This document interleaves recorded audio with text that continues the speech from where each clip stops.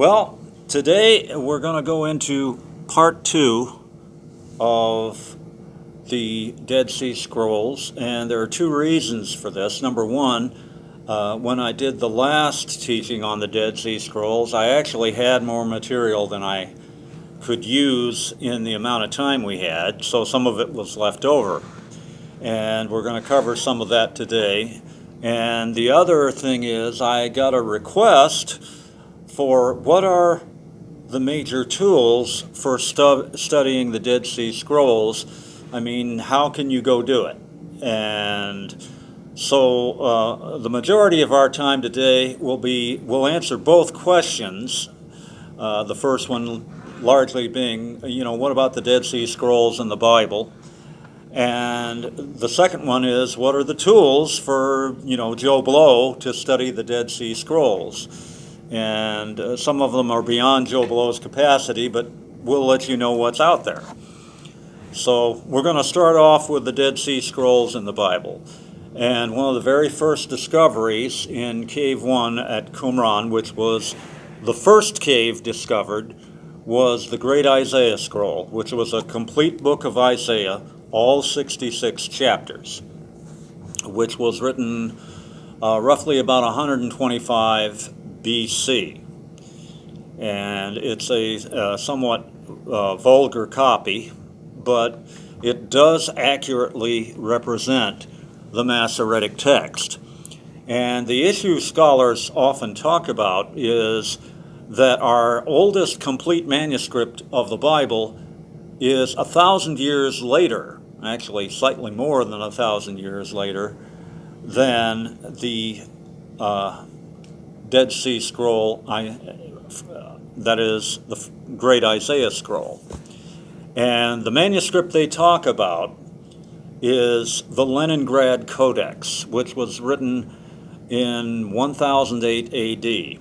And I actually have a copy of the Leningrad manuscript right here.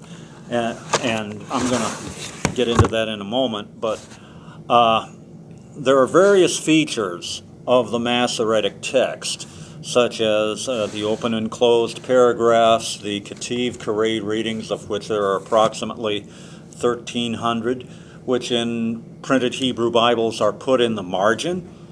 And often there are different grammatical forms, different readings, different variant readings, or they're a word that is the correct word in the text and the word that's actually in the text is incorrect, but they didn't want to change the text because it's holy.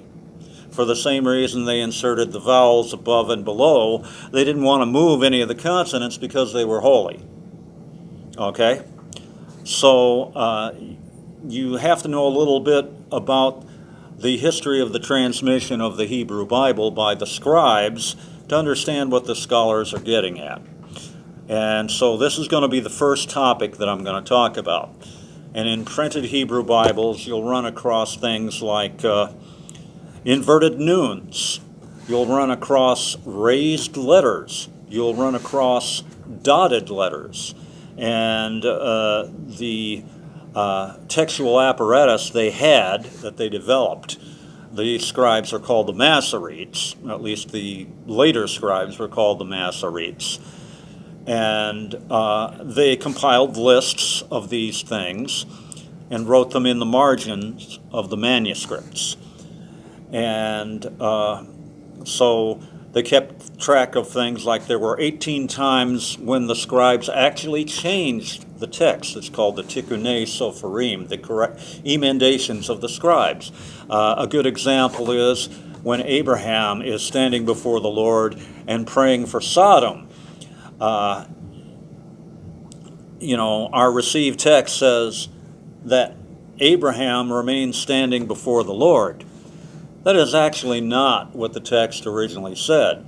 What it said was the Lord remained standing before Abraham, and they thought that was making the Lord look like Abraham's servant, and so they changed it. But they compiled lists of these things so people would know what they were. And in the course of time, they wanted to make sure that people who were copying manuscripts knew exactly which form was correct and which form was not. So they compiled lists of these things and how often they occurred and where they occurred. They actually quoted the text of the Bible so that the scribe would say, okay, for example, in Genesis, it says, now the earth was waste and void. The other place is in Jeremiah. So there's actually a list that says that. And so, to pull out the Hebrew Bible, this is Biblia Hebraica Stuttgartensia, the standard Hebrew Bible. And if you look at it, here you have the biblical text in the center. On the side, you have the small Masorah. Directly underneath the text, you have a bunch of lists that say MM, which stands for Masorah Magna, and it gives a number. That's the number of the list. And Biblia Hebraica Stuttgartensia is actually part of a 2-volume set. This is actually volume 2. And at the bottom, it gives different readings from different Hebrew manuscripts, some of which are among the Dead Sea Scrolls, some of which are medieval, and some of the ancient translations. So those are the main features of the Hebrew Bible, and there are also lists at the end of books. They counted the letters, they counted the verses, they counted the words. And the second volume of the first volume of Biblia Hebraica Stuttgartensia is this one, which is called Masorah Gedolah by Gerard E. Whale. And it was published in 1971, several years before the Stuttgartensia was published. And it was originally projected to be 4 volumes. This is the only volume that ever appeared, and it quickly went out of print. But I have a copy. And so in this book, he gives you the lists of the large Masorah following the biblical order, and a list of all the passages where each item that's mentioned occurs. So now we can turn to the Leningrad manuscript, because Biblia Hebraica Stuttgartensia, as all the major editions today are, is based on the Leningrad manuscript. This is what it looks like. And the text is in 2 columns and sometimes 3. This is the text in the middle. In the margin is the small Masorah, and in the top and bottom of the manuscripts is the large Masorah. And the large Masorah has only been printed separately 3 times. There was one by a man named Solomon Frensdorf. He published a German edition. Christian David Ginsburg in the 1880s published an English edition. And then there's the BHS edition. And there's another edition coming out that we're going to talk about in a few minutes. Now, there are several books that will help you understand the features of the Hebrew Bible, and one I used when I was learning is by Ernst Werthwein. He's a German, translated by Errol F. Rhodes. It's called The Text of the Old Testament. It's now in a second edition. I had the first. But it's basically a guide to understanding and using the features of the Stuttgart Hebrew Bible. Since then, this book has come along. This is the second edition by Emmanuel Tov, who was the head of the Dead Sea Scrolls publication project. And it's called The Textual Criticism of the Bible, of the Hebrew Bible. And there is now a third edition, which is twice the size of this one. Now, what I used to learn about the Masorah was this book by Israel Yavin, which was originally written in Hebrew. This is a translation called Introduction to the Tiberian Masorah. So, if you want to learn about the Hebrew Bible, that's pretty much everything you need to know. Although you won't be able to get. I forgot one thing. You won't be able to get Masorah Gedala anymore. Now, one of the things the Masoretes did was they also collected these lists and arranged them alphabetically, like a dictionary or a concordance. And there are two manuscripts extant that have been found in which they did that. One was found in the library at Halle in Germany, and Frensdorf also published this one. It's called Ochla ve'Ochla, which comes from the first list. There's also a Spanish manuscript that has been published. I've never seen it, but that covers the Hebrew Bible. And next, we're going to go to some of the books that talk about the relationships in more detail. So the first thing you really need in studying the Dead Sea Scrolls are introductions. And the best and most comprehensive is this one by James Vanderkam and Peter Flint, called The Meaning of the Dead Sea Scrolls.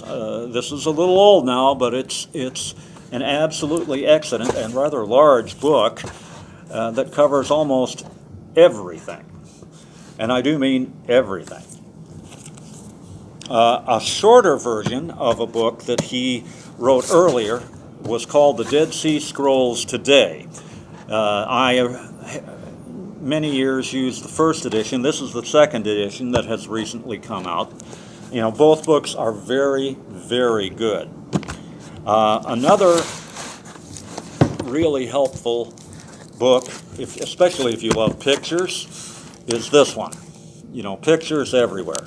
This is called The Complete World of the Dead Sea Scrolls by Philip R. Davies, George J. Brooke, and Philip R. Calloway. And it concentrates on the actual discovery of the Dead Sea Scrolls in the caves and everybody who was involved.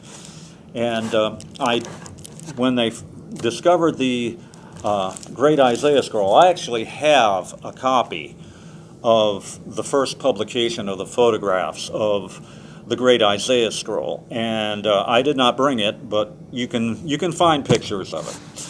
So a book that, and this is a book for laymen, that talks about the relationship of the Dead Sea Scrolls to the New Testament, and it's by C. Marvin Pate.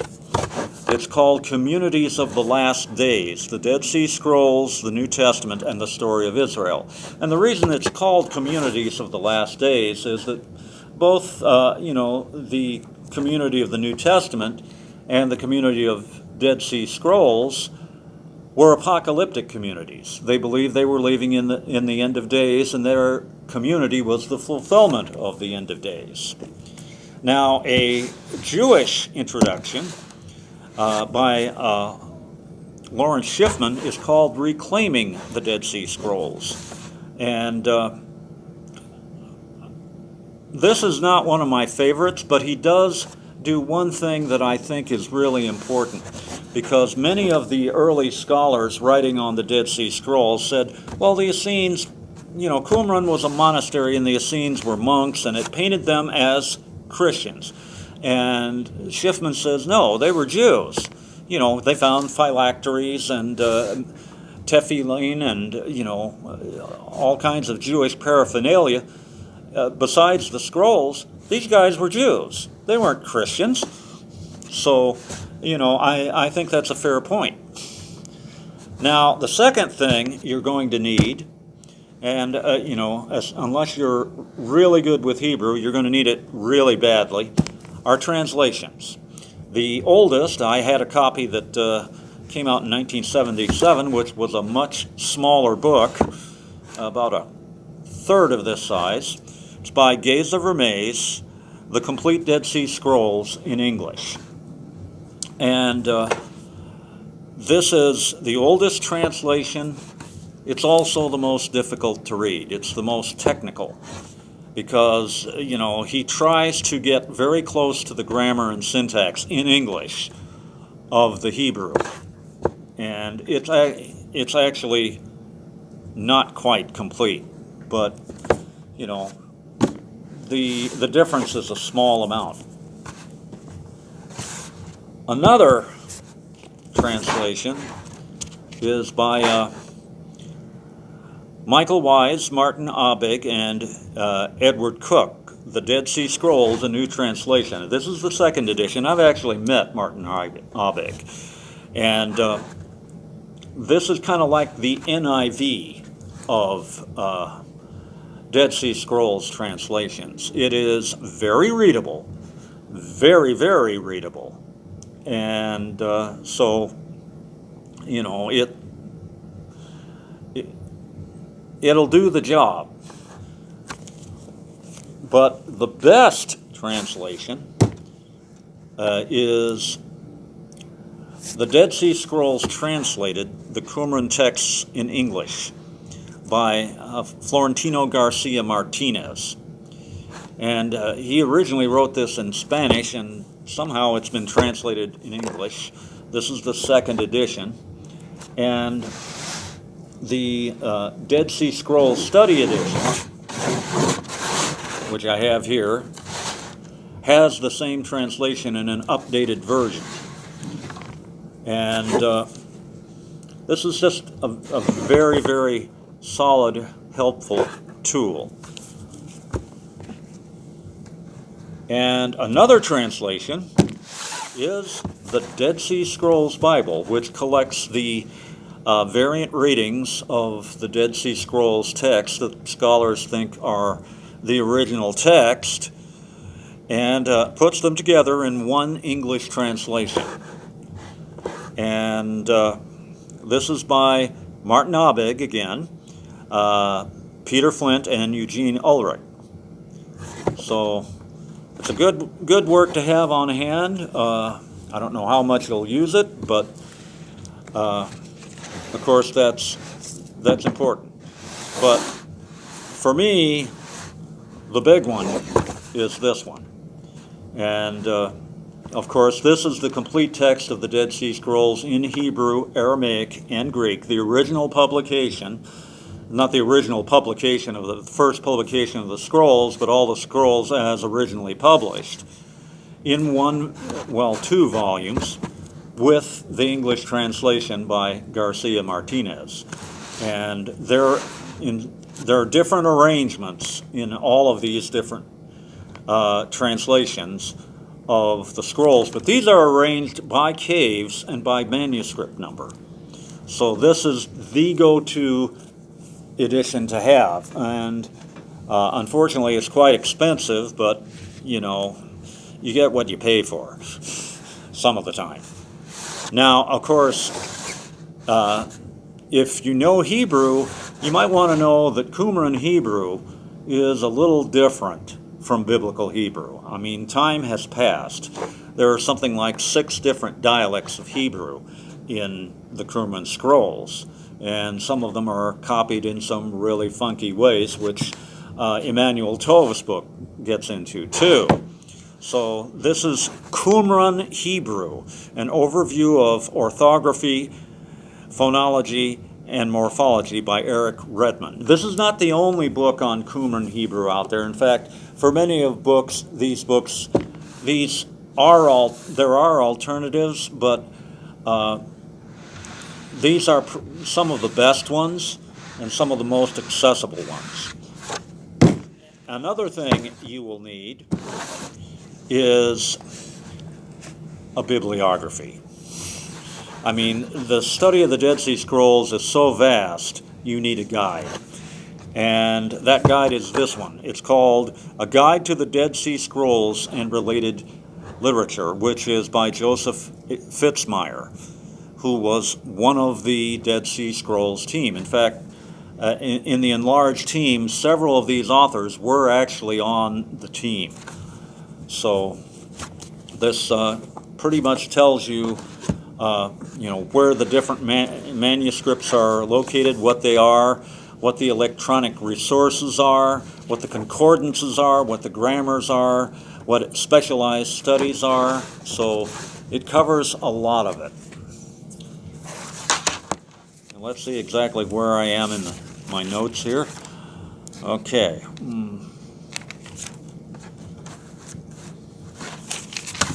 Now, there are also some specialized topics that you might want to investigate. One of these, since Roland de Vaux, the guy who actually excavated Qumran, he published his Zweig lectures on the scrolls, but his actual archaeological reports were never published. And so the only other major study that's worth looking at is this book by Jody Magnus called The Archaeology of Qumran and the Dead Sea Scrolls.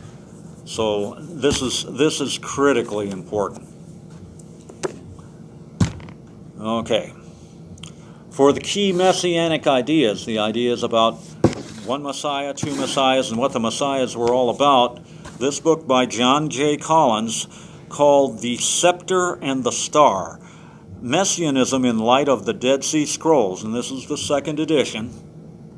This is the go-to resource because the people of the scrolls believed in different roles for the Messiah, and they believed that there would be two Messiahs, a priestly Messiah from the line of Aaron and a kingly Messiah from the line of Judah.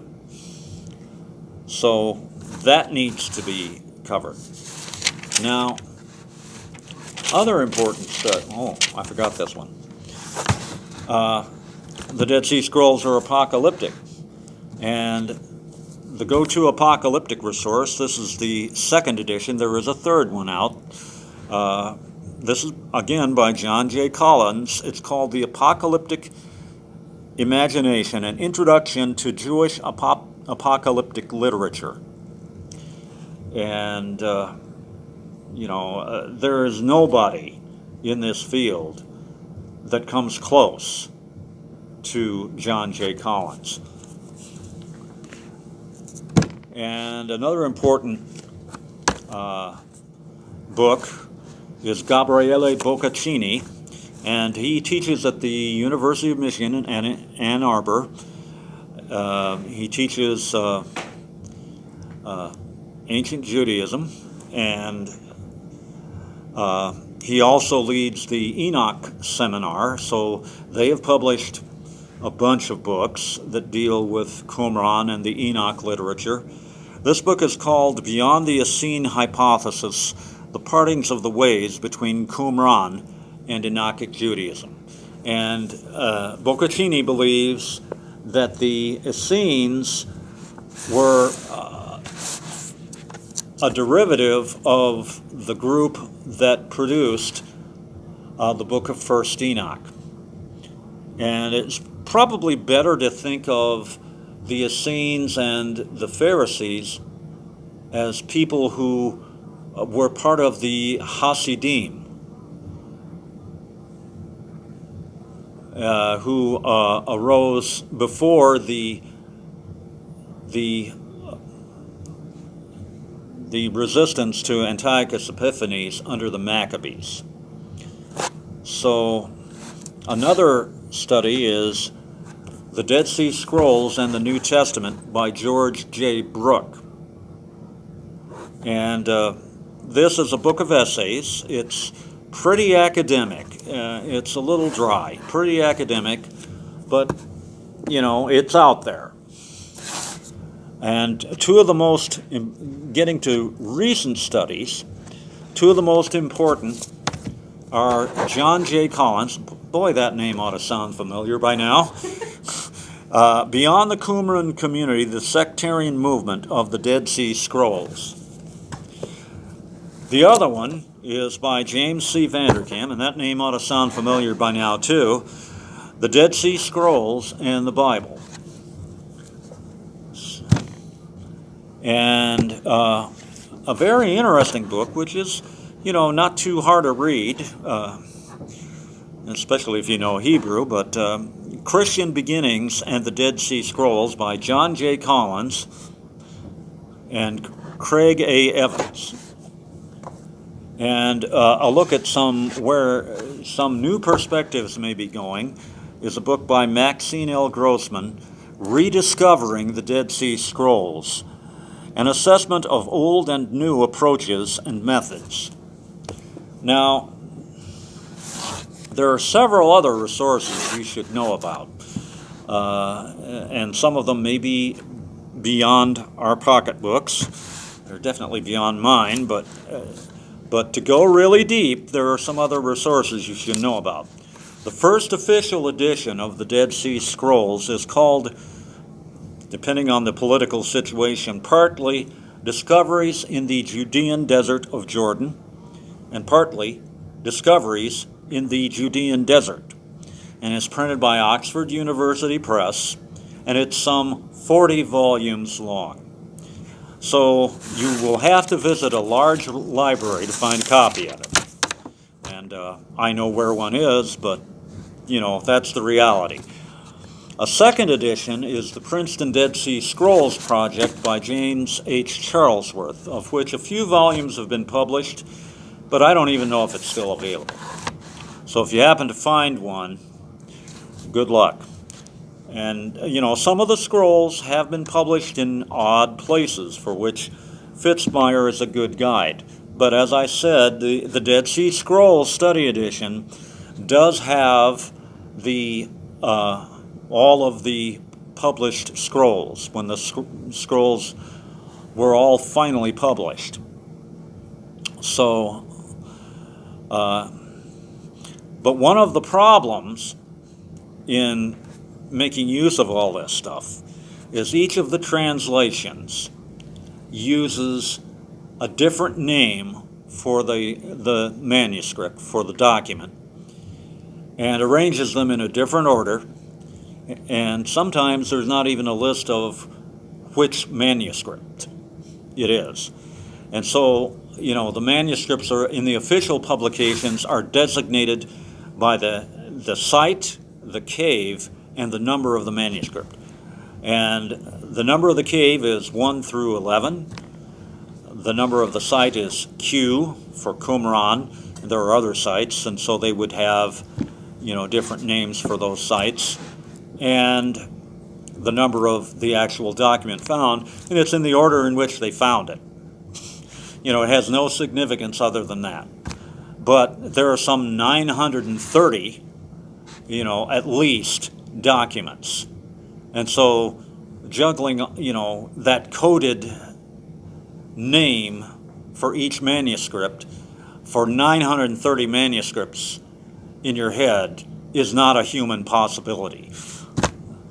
So you're going to need, resource help to find it. And unfortunately, nobody has published a list of comparing these translations and the documents so that you can easily find these documents in the translations.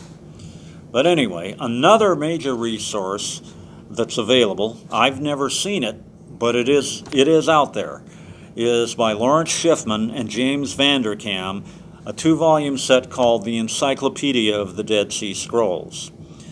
Another volume, this is 1 volume, is the Erdman's Dictionary of Early Judaism by John Joseph Collins and Daniel C. Harlow. And Harlow was a professor at Calvin Seminary. And a smaller version of some essays from that book is Early Judaism, A Comprehensive Overview.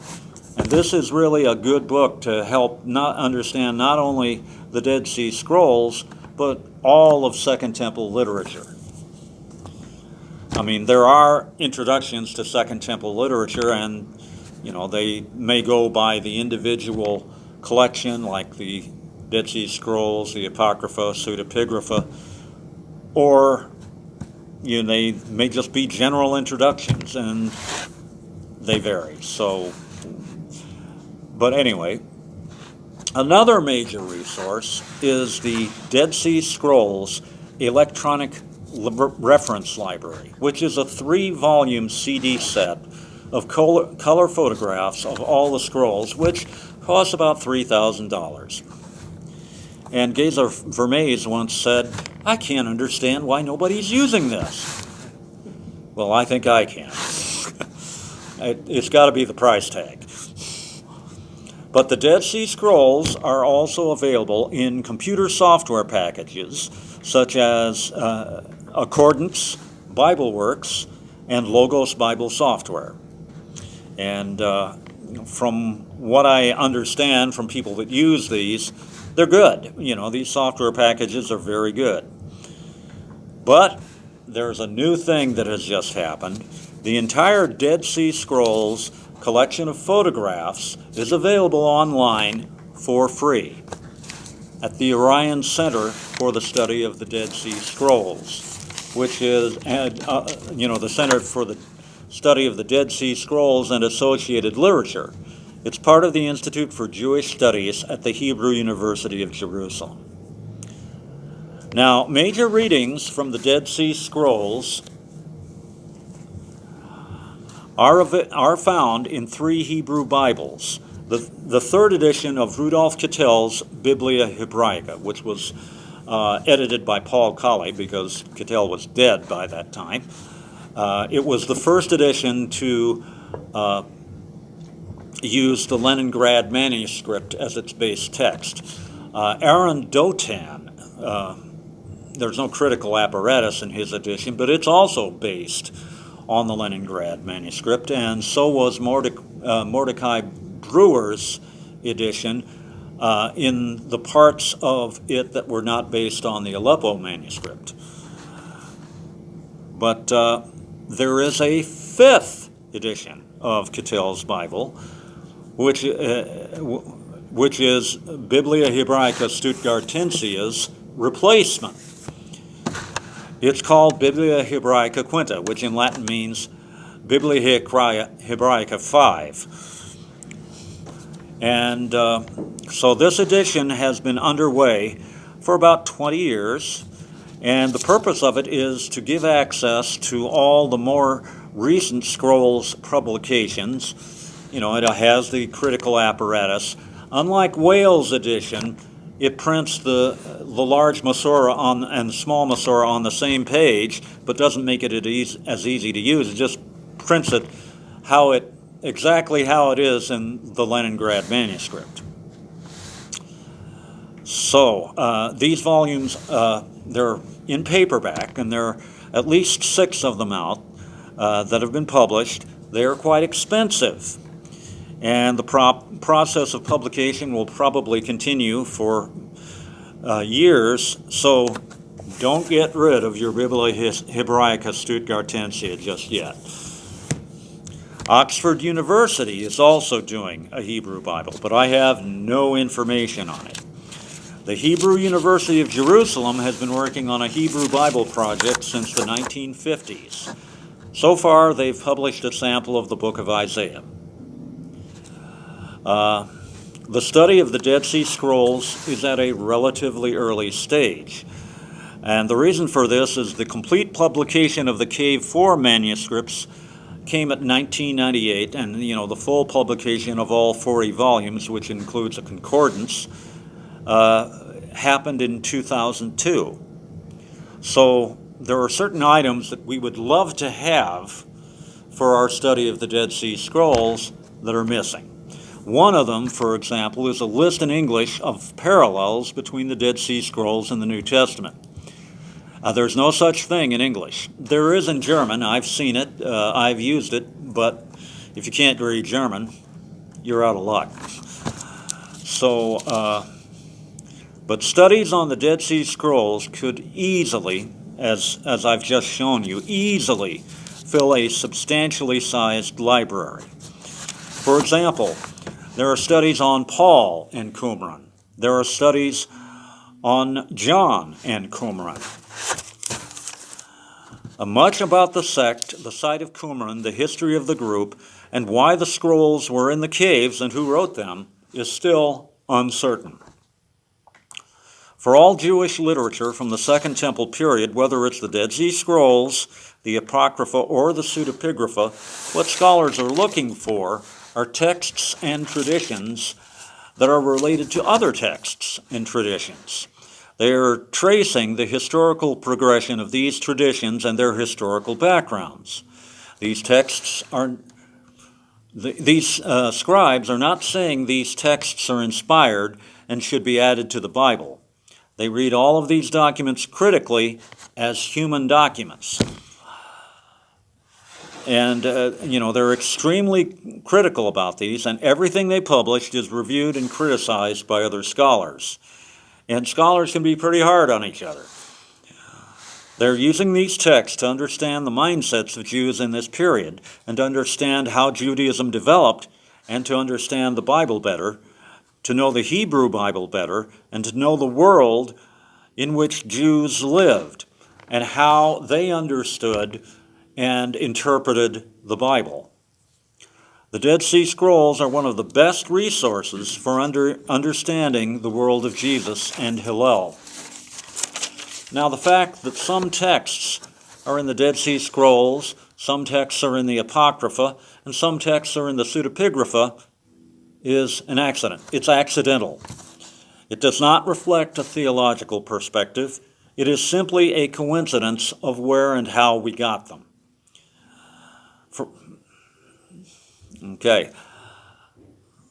These categories overlap, Apocrypha, Pseudepigrapha, Dead Sea Scrolls, because some Pseudepigrapha are in the Apocrypha. Some Apocrypha are in the Pseudepigrapha.